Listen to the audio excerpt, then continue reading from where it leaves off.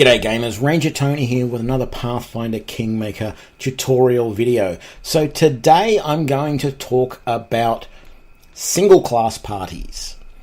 This is something that I do a lot. It's just a silly thing I picked up several years ago that I started doing, where I would play a role-playing game that I could create every party member, like you can in Pathfinder Kingmaker if you want.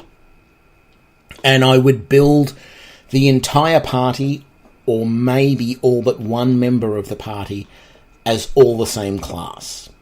And I thought I'd go through the different classes in Pathfinder Kingmaker and discuss how useful they might be in doing this.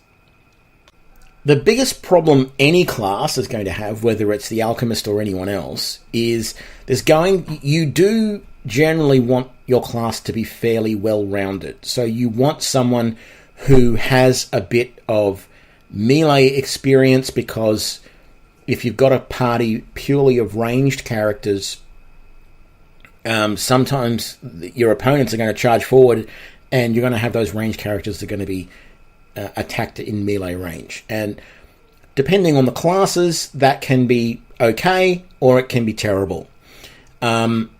So you have to be aware of that. You need someone who can do some healing. You need someone who can do some damage from a magical point of view, because if you're only doing physical damage, you could run into problems. For example, if you come across trolls and no one's able to do any sort of fire damage or acid damage, you're dead. It's just not going to work. So there's always that little thing, and that's going to make it hard no matter what class you pick. Well, not always, but it's going to something you have to consider for whatever class you pick. Alchemists. Alchemists don't really have a lot of abilities that I can see that work in the healing sort of area, but their bombs and some of their metas, their bombs and things do a lot of damage, and their metas will help to buff them and things like that, but they're not going to be great at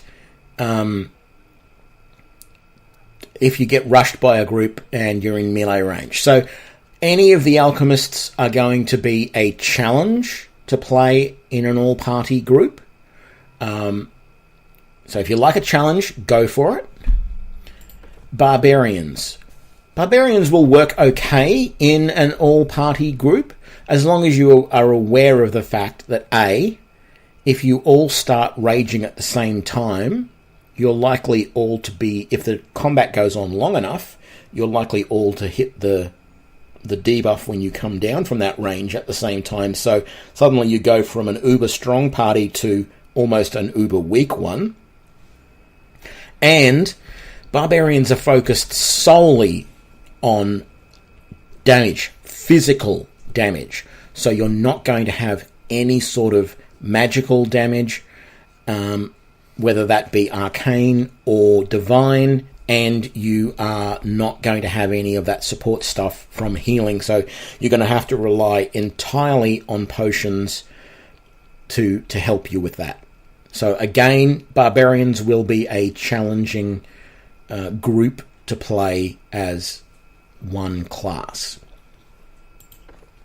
Bards. Bards are the jack of all trades, master of none, which in this situation isn't too bad, because bards can heal a little bit. They've got spells that can help. They're not necessarily disinclined to melee, although they don't have the greatest hit points around. They are allowed to use a little bit of armor, and they are allowed to use at least simple weapons. So you do have some choices for weapons that can do a little bit of damage. You're not going to have any of the weapons that do huge amounts of damage, but they can do longsword. So that's 1d8 of damage. They can use shields. They can use missile weapons, short swords and bows, and either of the crossbows. So you can split up your party and have some of your bards be the frontline melee bards, and other bards who are the back-end missile bards, and you can have all of them casting spells and using their talents to inspire and buff and debuff and all those types of things. So I think bards would work fairly well.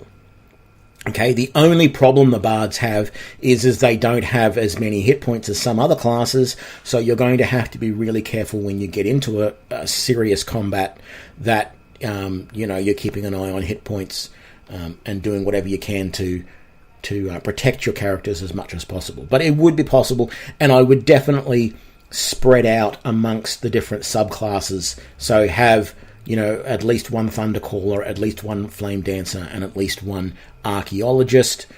Although the Archaeologist seems to be less capable from a combat point of view than any of the others, so you might want to leave that one out, but maybe definitely Thundercallers and Flame Dancers, throw one of each of those in.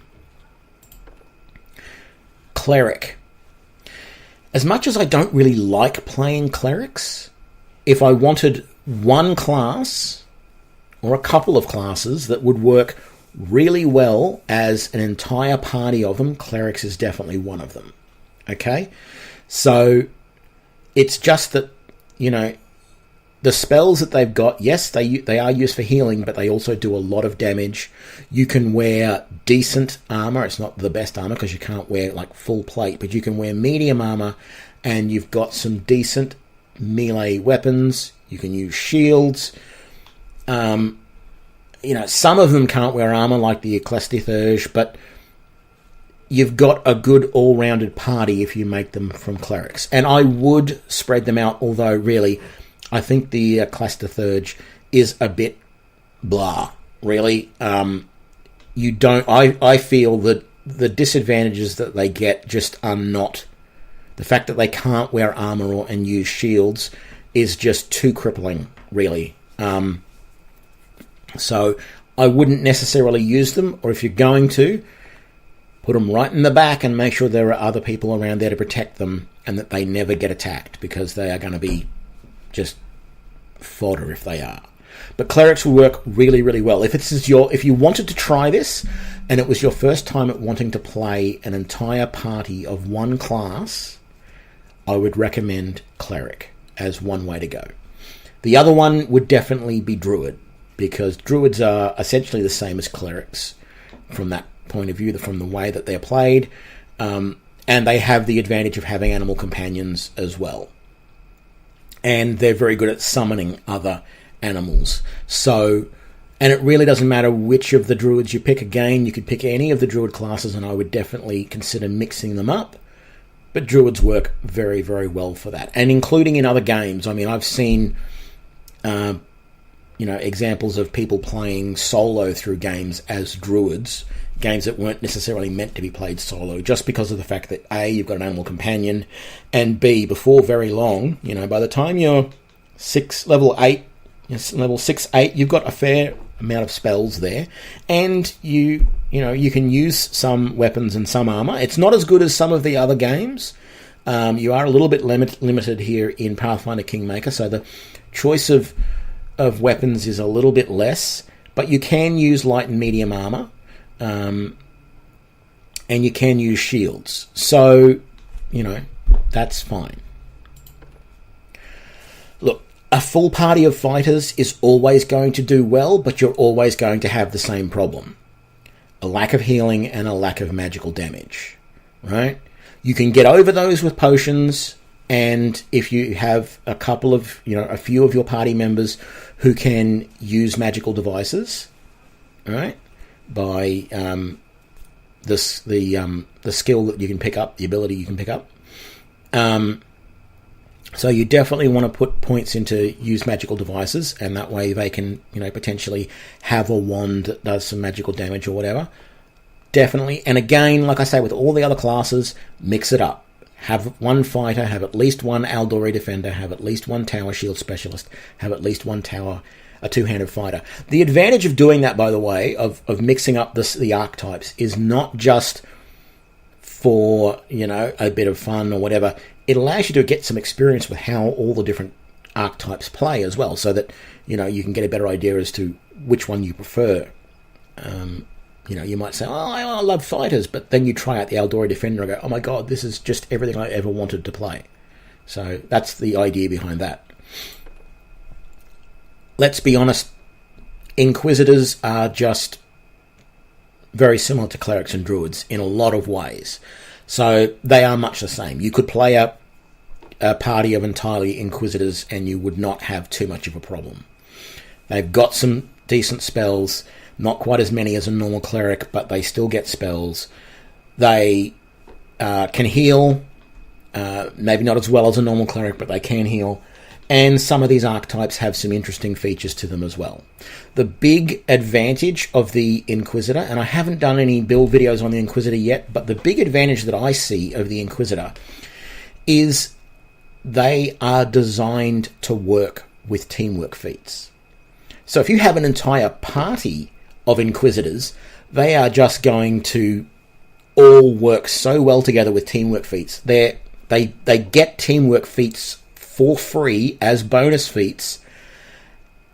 It just means that any of those teamwork feats that you thought about trying but didn't want to waste that feat on multiple people in your team to get it to work, you've got a team here where everyone is given free teamwork feats every few levels.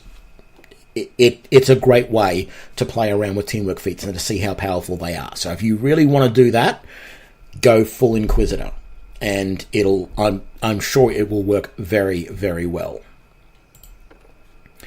Kineticist, well, if you've seen some of my playthroughs, I started a playthrough entirely as Kineticists. Now, the only thing that I will say there that is a problem is the healing side of things. There is, if you take water elements, you can get a healing ability, but there's no way to offset the burn. Hopefully they will fix it at some point, but as of last time I tried it, if you try and use that talent outside of combat, you can't do the gather energy to offset the burn, and so that severely limits how many times per day you can use that healing ability before you rest. Which is not necessarily a hugely bad thing because, like other classes don't get to do unlimited healing spells either, but it really is a big bummer for any kineticist that feature isn't worked out properly. Okay, and they may never fix it, but they might. If they do, great. So you've seen me start that playthrough. I didn't finish it because of that problem. It was bugging me. I felt it wasn't fair. I understand why it's like that at the moment, maybe, but that's the one disadvantage that group has. So it's not the easiest to do, easiest class to play, but it will work reasonably well. Magus. You've seen me start one of these, I think. I have tried this several times in my own personal playthroughs. Maguses do work reasonably well, although, to be fair, I've kept Lindsay the Bard in my party when I've done this one and the Kineticist playthrough, and the Sorcerer playthrough as well, because I wanted someone who could do just a little bit of healing, because the Magus, even though they can cast spells, they're arcane spells, and there really are no arcane spells that do healing except maybe the odd necromantic spell, but it seems to be very few spells that the Magus can get, because the Magus doesn't get all of the same spells that the normal mage does. So Maguses will definitely work, and again, I recommend picking different varieties. They all have their talents. Sword Saints can use some different weapons from what normal Eldritch Scion and Maguses can, but they don't have armor. Eldritch Scion works more like a sorcerer, so they don't have to memorize their spells first. And of course, Eldritch Archer is one of my favorite classes in this game, and they are damage powerhouses by the end of the game, although I think technically there is one class that would do more damage at range, and that I will probably tell you in another video. Monks. I really don't think a party full of monks is going to be all that useful. They have some ability to heal themselves, which is of course good, because if the entire party has some ability to heal themselves, that works okay. But you don't have any decent magic abilities, although As you progress, you do gain the ability that your fists basically become magical weapons, but if you have something that is only vulnerable to a certain type of magical damage, like acid or fire, for example, you're really a little bit lost with that. Although I think things like the Scaled Fist might be able to get around that with some of their abilities. But I just think it would certainly be doable, but as I said with some of the other classes, this one would be fairly challenging to do. So if you want a challenge, consider playing an entire party of monks. Paladins, this is me saying the same old thing over again. Very much like Inquisitor, a little bit like Druid and Cleric. You're going to get some spells. You've already got some decent healing abilities. You've got good melee or ranged abilities, depending on the archetypes you pick. Paladins will work pretty well. They might not work quite as good as straight up clerics or druids, but they'll work pretty well. Ranger. Rangers get let down mostly by their healing abilities. They do get spells, but they don't get them until fairly late. They get animal companions, but they get them fairly late. They get some of the subtypes can do different types of damage. Flame Warden, of course, can do fire damage, and Storm Warden can do lightning damage, so that will certainly help you. So a party full of Rangers will work reasonably well. You do just have to be a little bit careful with the fact that you're not going to be able to heal as easily as you would like. By the time you get access to healing spells, the spells that you do get access to are first level healing spells, and they're a drop in the bucket. So be very careful with that. But it would work. It would work fairly well. I'd say maybe as good as a Paladin, but maybe not. We'll see. Rogues. So as long as you mix things up and you had one or two Eldritch Scoundrels in your group, you're going to have access to arcane spells. But it's the divine spells and the healing that's going to really let you down with this group. But the one thing that I will say, because I'm actually doing a playthrough of this right now, which I'm just doing it for fun myself. I may end up redoing it and putting it up online eventually. But I'm doing a playthrough at the moment, which I pretty much call my Rogues Gallery, where I have one melee spect rogue using 2 sickles, because they're a slashing weapon. My main character, my player character, is actually a knife master using 2 daggers. I have a thug using 2 light maces, and the reason I've done this is to spread the damage types, so that we're not all doing piercing damage, because if I gave the 2 other melee types short swords, then everyone would be doing piercing damage. So this way we've got some doing piercing, the knife master, some doing slashing, the rogue with the sickles, and some doing bludgeoning damage, the rogue with the light maces, but they're all able to be finessed. They're all able to work with sneak attack. The Knife Master is doing D8's worth of damage for the sneak attack. The other 2 are doing D6's. I then have Lindsay, who is a bard, and you could say she doesn't fit into the rogues, but traditionally the bard was originally a subtype of rogue, so I think that's still fine. And then I have another rogue who is an Eldritch Scoundrel using a crossbow, and another ranged rogue using a heavy crossbow. And between all of them, we are just chewing through opponents by just doing huge amounts of sneak attack damage. We're only at level 3, and all of my guys are already doing 2d6 of sneak attack damage and just chewing through opponents. Because if we all concentrate on the same opponent at the same time, then we get the flanking bonus. And as long as any of my ranged rogues are within the 30 feet, so I just bring them in as close as I can, they can do sneak attack as well, and we're doing very, very well. So that will definitely work for you. The only problem is you're not going to have enough healing, so be very careful about healing. But if you can damage your opponents quickly enough and kill them quickly enough, you might not get damaged as much. You might not get hurt as much. So that can be an offset, and that's what seems to be happening in this case. Sorcerer. So you have seen on my video, I played a group of Sylvan sorcerers, so that we had animal companions as our meat shields out front to do melee damage while we sat back and just spammed spells. I made some mistakes in my playthrough, in particular when I came to the battle with the Stag Lord, and I was playing on Last Atlantis stand, so I only had the one save, which meant that as soon as we died, we died. Probably could have gone further with it, but again, they can and will eventually, your sorcerer-only party will have huge amounts of damage from spells. But you're really not going to have much versatility in the way of healing and stuff like that. So you're going to have to be careful with it, but it would work. It would be slightly challenging, but it would be doable. And wizards are exactly the same.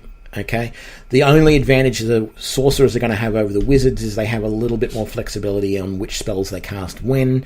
With the wizards, you've got to, prepare your spells in advance, and if you don't prepare the right things, you can have a bit of a problem. But I recommend with either of those groups, and look, even if you want to do one party which was sorcerers and wizards together, go with that. That would be fun as well.